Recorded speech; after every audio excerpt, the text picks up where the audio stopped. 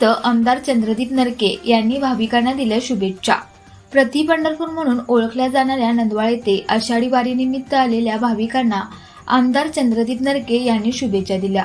यावेळी त्यांनी श्री विठ्ठल पांडुरंगाच्या चरणी राज्यात चांगला पाऊस पडावा, शेती समृद्ध व्हावी, ऊस उत्पादक शेतकऱ्यांना योग्य दर मिळावा, तसेच राज्यातील सर्व नागरिकांचे जीवन सुख समृद्धीने भरून जावे अशी प्रार्थना केली। तसेच भाविकांच्या सेवेसाठी कार्यरत असलेल्या महावितरण व विविध सामाजिक संस्थांच्या सेवाभावी कार्याचे त्यांनी कौतुक केले।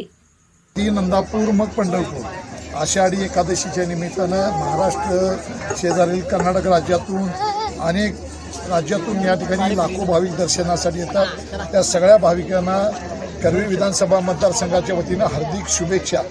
मला वाटतं की मी विठ्ठलाच्या चरणी प्रार्थना करतो की आमच्या बळीराजा सुखी राहू देत, चांगला पाऊस पडू देत, चांगलं अन्नधान्य पिकू देत, ऊसाला चांगला भाव मिळू देत, साखरेला चांगला भाव मिळू देत आणि त्याचबरोबर येणाऱ्या भाविकांची व्यवस्था गैरसोय कुठे होता कामा नये यासाठी निश्चितपणे महावितरण असेल, सगळ्या अनुषंगिक डिपार्टमेंटनं सज्ज राहावं।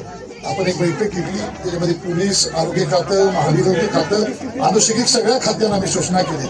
मला वाटतं MSCBच्या खात्यानं अजून एक दिवस चोख आपल्याला पुढे, कारण उद्यापर्यंत भाविक येत असतात, कुठेही त्यांची अडचण होणार याची दक्षता घ्यावी।